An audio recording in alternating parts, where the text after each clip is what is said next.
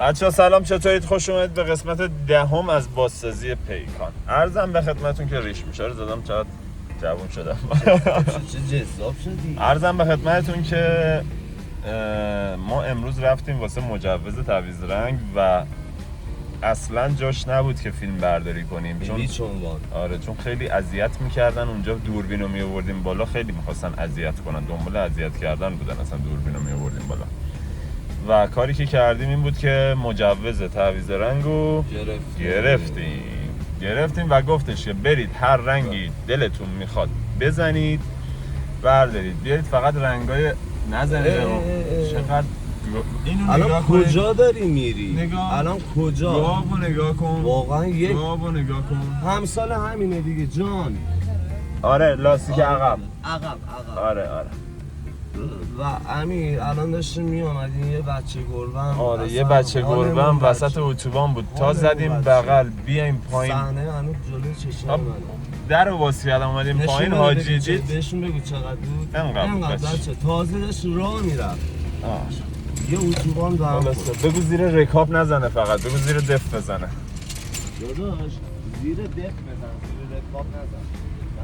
آره و عرضم به خدمتتون که لاستیک عقب سمت شاگردمون پنچر شده، اومدیم درست کنیم، بعد بریم با نقاش صحبت بکنیم، بعد بریم واسه خرید رنگ و این چیزا که با ما هستید دیگه. حالا فعلا سابسکرایب کنید، زنگوله رو بزنید، کامنت انگلیسی بذارید و اینکه این پیکان در آخر اوکی بشه به قید قرعه واسه یکی از فالوورای این اینستاگرام میشه. پس پیج اینستاگرامو فالو داشته باشید. قربان شما. این لاستیکمونه بچه‌ها، کمباد شده، حالا نمیدونیم کسی دم خونه کرم ریخته، چون تیوبلس نیم پنچر بشه کامل میخوابه. نه تیوبه دیگه، تیوب خالیه. خلاصه بچه‌ها تعویض رنگو گرفتیم، اینا هم زنگ زد. همین رنگو بزنیم، همین رنگو باید سریع زنگ زد بچه‌ها، ولی خیلی سریع بهمون مجوز دادن. ما فکرشو نمی کردیم، گفتم الان تازه گیر شروع میشه. حالا الان لاستیکو که اوکی بکنیم میریم سمت نقاش، اونجا با نقاش صحبت بکنیم که کامپلت ببینیم چقدر میخواد ازمون بگیره و چقدر رنگ لازمه، چند کیلو رنگ لازمه، چقدر بتونه لازمه، چقدر سنباته و این چیزا لازمه. چون وسایل خودمون بخریم خیلی به نفعمونه تا بریم طرف رنگ آشغالی میاره میریزه دیگه. رنگ خوب نمیدن. رنگ خوب بریم خودمون بخریم، بدیم بهش کارا رنگ. بعد وایسیم رنگو وا کنیم خودمون که ببینیم اون رنگ مال خودمون. آره چون رنگا رو میزنن تو گوششون. نکن دیگه، نکن همینجوری تو خیابون راه میری.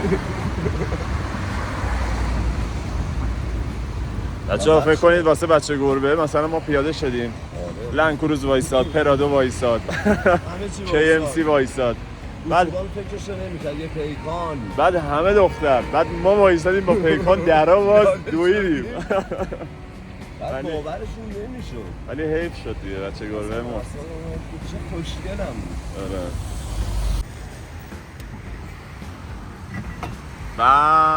با آقا ابوالفضل.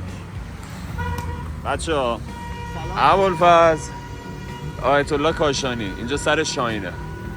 این کاسرولو که میبینید اینجا، تعویض روغنی، کارهای لاستیک، لنت منت، همه چی، هر داستانی میخواید بیاید پیش این بگید من رفیق امیرم، مجانی واسهتون انجام میده. پیکانو داری؟ فکر میکردی امیر پیکان سوار شه؟ چند دکتریا پیکان سوار میشن دیگه. چه کاسه بزرگی داره. خب لاستیک رو واسمون اوکی کرد، یه اون ستار هم واسمون باد بزن دیگه. بریم ماشین رو ببریم عقب، بادش رو تنظیم کنیم و حرکت کنیم بریم. خب بچه ها گفتیم که اون لاستیک اوکی شد، گفتیم 3 تا لاستیک باقی رو یه بادی هم بهش بزنه که دیگه این داستان پیش نیاد و بریم سمت نقاش. رفتیم پیش نقاشه، ماشین رو بردیم پیشش، یه باشه اوکیه فلان اینجوریه اونجوریه شمالی هم بود. همچین نوارو کن گفتم این داشت الان پیستول کم داریم. این نوارو کند گفت اینا رو باید در بیاری اینو اینجوری کنیم اونو اونجوری کنیم من فلان کنم اینجوری کنم. بعد یه لحظه وایساد نگاه کرد گفت داداش کار من نیست. مگه میشه همچین چیزی؟ کار تو نیست گوه خوردی اومدی گفتی نوارو میکنی وای صندوقو بده بالا آی برو بیسار فیلان آی آسر میلان وایستادیم تو این سرما نوار جا زدن باید میومد از الله دوستش رفت دست تو چیز شد. چقدر آقا هر کی میبینه دوستان عزیز صاف کار نقاشای محترم آقا نمیتونین یه کارو جمع کنین لطفا طرف بهتون زنگ میزنه قبلش بگین.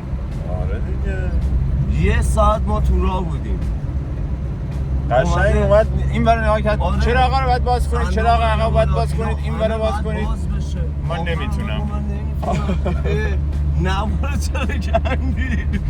نوارو برای چی میکنی خب؟ حالا داریم الان میریم سمت شهریار ببینیم شهریار نقاش پیدا میکنه. سعید آباد شهریار بارونی هم اصلا زنگ زدیم. بچه صبح بهتون گفتیم که رفتیم دنبال تعویض رنگ گرفتیم با موفقیت و رفتیم پیش اون نقاشی که صحبت کردیم. پیش اون نقاش که رفتیم صحبت کردیم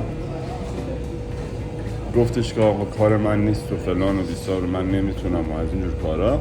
یه ساعت وایسادیم هی گفتیم آقا برات اتاق اجاره میکنیم. گفت گرد و خاک میشینه رو ماشین. گفتم اتاق رنگ میگیریم واسه. گفت نه اینجای ماشین موج داره. گفتم کو موج؟ گفت من دارم میبینم شما نمیبینید. نمیدونم حالا چشم اصلا با دیدگاه ما فرق. آره خلاصه اومدیم بریم سعیدی نیا بری اومدیم یه جای دیگر رو پیدا کردیم و خیلی بچهای خفنی هن. خیلی بچهای خوبی هن. هم جا واسه رنگ کردن دارن هم خودشون رنگکارن هم خودشون صافکارن. یعنی اگر مشکلی داشته باشه ماشین خودشون درست میکنن.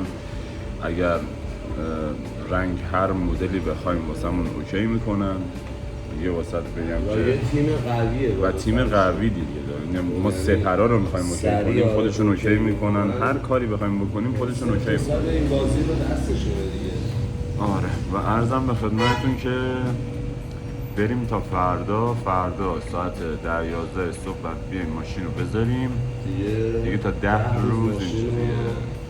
کم میبینیم 10 روز ما اینجاییم. الان هم اومدیم جاتون خالی املت زدیم و اینکه لایک و کامنت و سابسکرایب یادتون نره و یادتون باشه در آخر این ماشین تکمیل که شد به قید قرعه برای یکی از شما فالوور هست. پس چند پیج اینستاگرام رو فالو داشته باشید. سابسکرایب لایک کامنت یادتون نره. بریم تا فردا. خدا